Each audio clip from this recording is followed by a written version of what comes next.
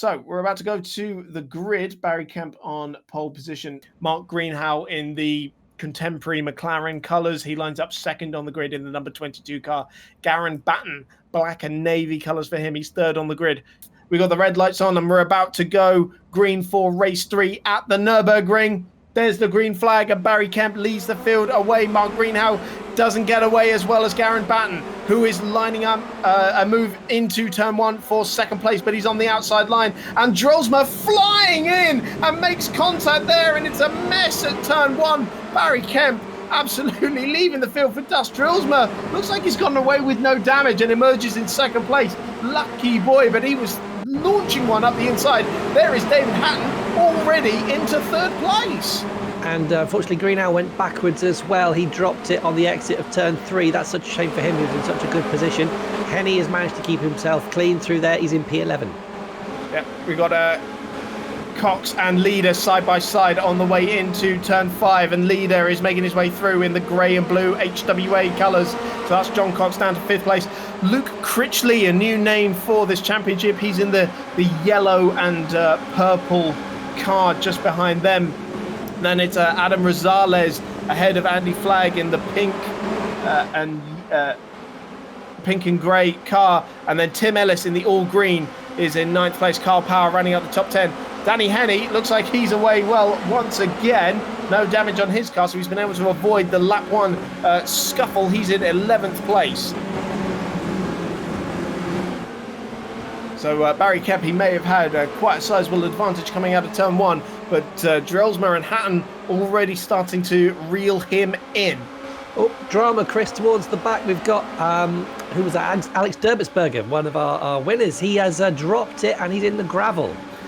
What a shame for Alexander Derbitzberger. Of course, the race 1 winner got his championship off to a flying start, but looks like he's making his way down the order. As for the lead, Alex Drolsma goes up the inside of the final corner on Barry Kemp, and there is nothing that the South African racer can do to stop it. And now David Hatton looks like he's going to line up a move as well into turn 1 as Drolsma goes defensive.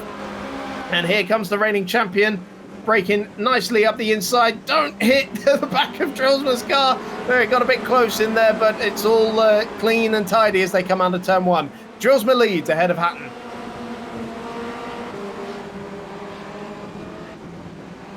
So now Barry Kemp watching his mirrors for Gregory Leader.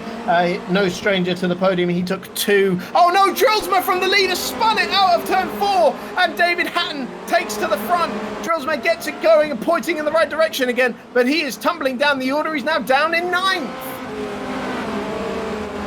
It's such a pressure position being in the lead. We've seen a number of people just dropping it all on their own, just trying to eke out every bit of performance to pull away from the field desperately so that they're not being chased. So I think, you know, it takes a real calm head to be at the front, and now we have one in David Hatton. Cracking side by side between Ellis and Power. Spent pretty much the entire lap wheel to wheel with each other, and Ellis just edges ahead into that top 10. Stephen Williams in 12th place there, just waiting to pounce as well. And just in front of them, we've got Danny Henny still making his way through the field. He's in 7th place at the moment, and we're not even at the end of lap 2. So a cracking start for Henny. Yeah, he's sizing up a move here into the chicane on Andy Flagg, and just ahead of him is John Cox as well. So that being said, Flagg is actually on the inside of Cox. What's Henny going to do here? Is he going to wait this one out, or is he going to stick his nose in?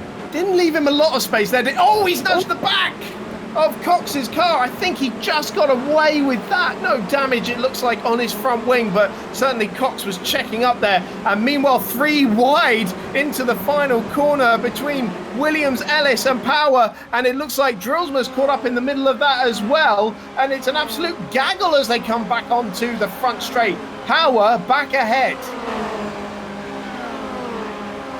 I think the stewards need to investigate the flexibility of Danny Henny's wings, because to have got no damage from that was very impressive. Lucky boy.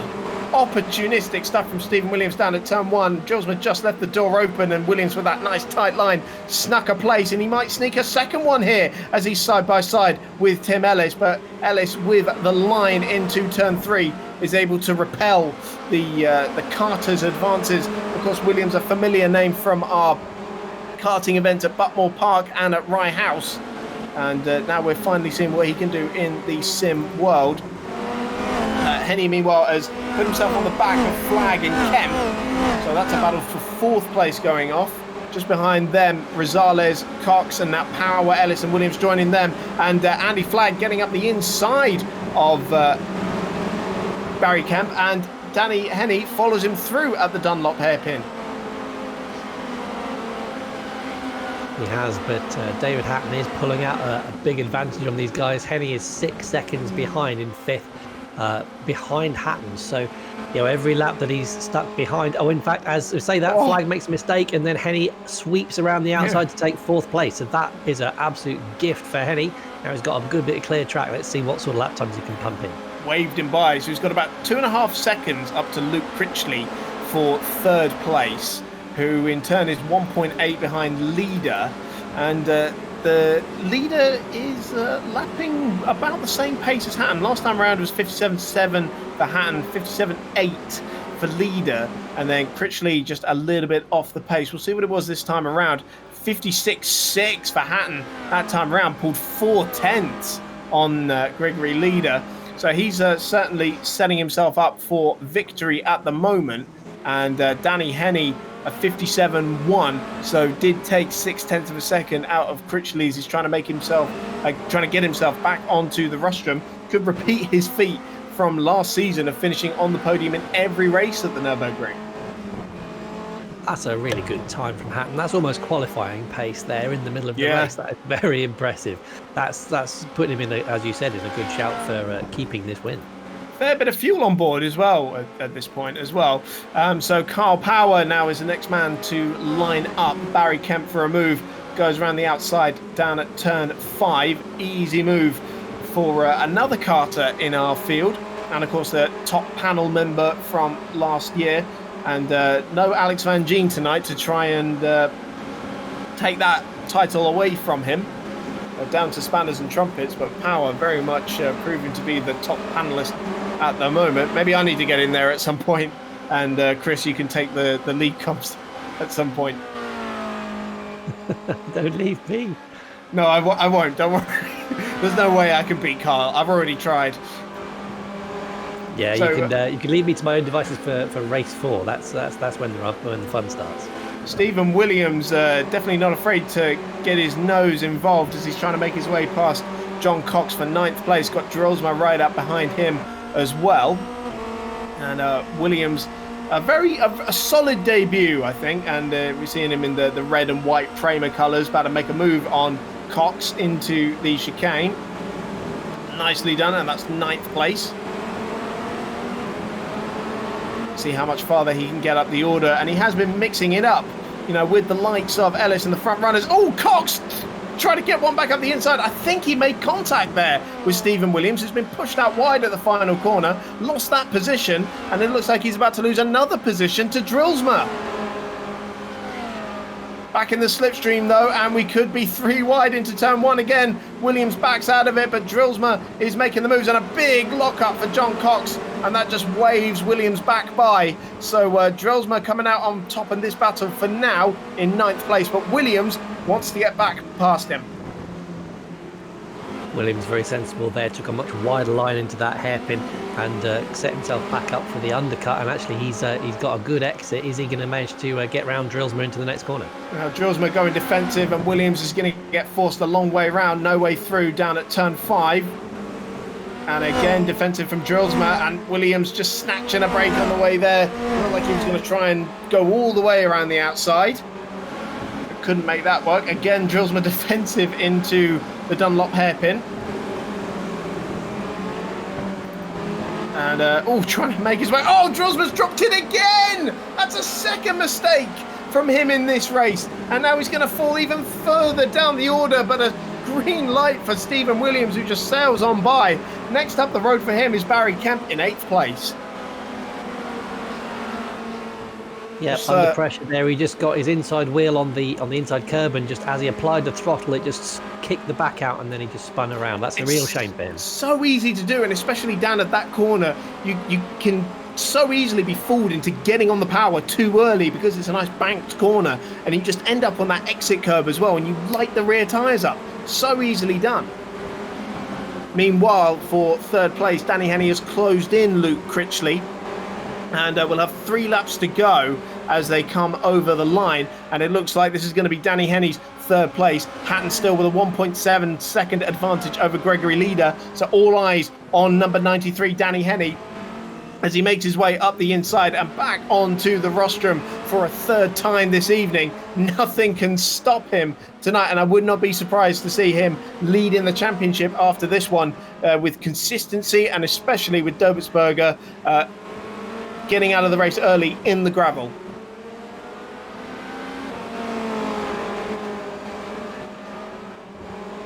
Hatton put on a brave charge in that first race, but I think, if I remember rightly, it was only 4th for him in the end.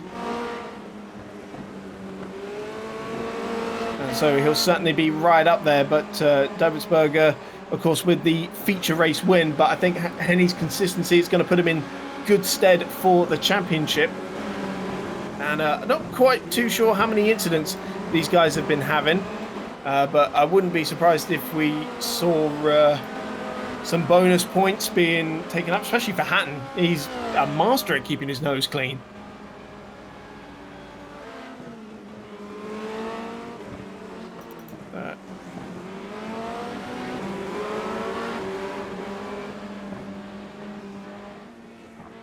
Give me an update on Trumpets at the moment. It's running... Actually, but right as I say that, my timing system is frozen. I think he's down in 29th place. That's what my timing tower is saying at the moment. Anyway, not the cleanest of races for Matt Trumpets, but up at the front of the field we can see Carl Power putting the pressure on Andy Flagg for 5th place. That bright pink and grey car of Andy Flagg. I think it was at this race last season he made his debut in the championship and impressed us pretty early on, and is continuing to do so at the moment. But with an experienced guy like Power behind him, he might come under a little bit of pressure. Both of them locking their brakes on the way into turn 1 and nose to tail through turn 2. Danny Henney, meanwhile, putting in another fast lap, 56.6. So that's matching the pace that Hatton was setting earlier. Still 2.9 seconds behind Gregory Leader, and we're now on the penultimate lap. So I'd be surprised if he can haul in that margin and make the pass. So perhaps that could be the podium settled. Those guys at the front are all doing very good paces in the 56s. There's only a couple of tenths per lap in between them, so I think that gap is too great. This is what we were saying at the beginning of the race. You've got to get through the slower cars quickly if you want any chance of keeping up with the leaders. Power throwing one down the inside of Andy Flagg down into the Dunlop hairpin. Gets out a little bit wide though, and that's an open door for Flagg to come back at him side by side through the Schumacher-esque. Flagg dancing around the outside of the camo Red Bull car, and that's a fantastic manoeuvre in his defence of 5th place. Got some lap traffic that was getting involved in that as well, but looks like they're through the worst of it. Got no more traffic in front of us. Luke Critchley, who's the next car up. Actually, only 1.5 seconds ahead of these guys.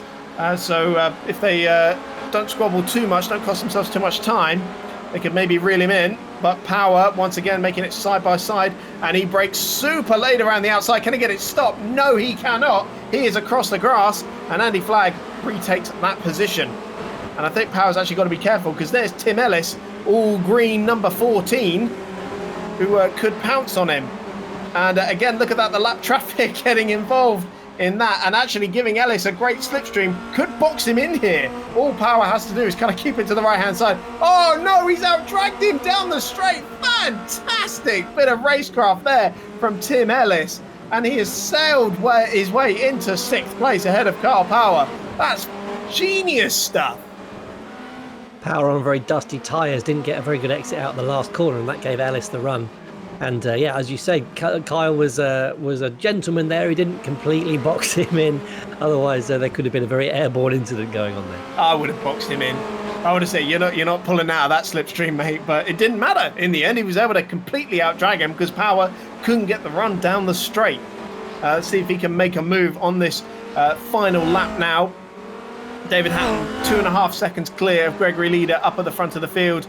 Danny Henney has brought down that gap, but it's not enough, I think. Still 2 seconds behind Leader for second place. Luke Critchley in what will be his first missed Apex Formula Renault Challenge race is going to take a fantastic 4th place, it looks like. And then this battle between Ellis and Power over 6th place just behind Andy Flagg. Looks like it could go down to the final corner. Hatton making his way down the back straight and up towards that chicane, and it's been a pretty decent start to his championship defence. Pretty much a typical Hatton weekend. Maybe he isn't the absolute fastest guy in the field, but he knows how to put in a damn good lap time and how to navigate the field safely. And here he comes to take his first victory of the season, his 3rd overall in the championship, and it's a momentous moment for David Hatton as he defends his inaugural championship. Gregory Leader comes home in 2nd place. Danny Henney on the podium in every race tonight. Luke Critchley, fantastic 4th place in his first weekend in the championship. Andy Flagg 5th, and it is Tim Ellis who just by 0.06 of a second fended off Kyle Power to the line.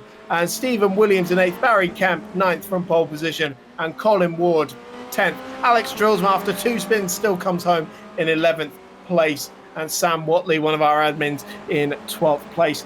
Steve Ficacci, this will be probably the first time I've mentioned him all evening, the MX5 champion, in 14th place.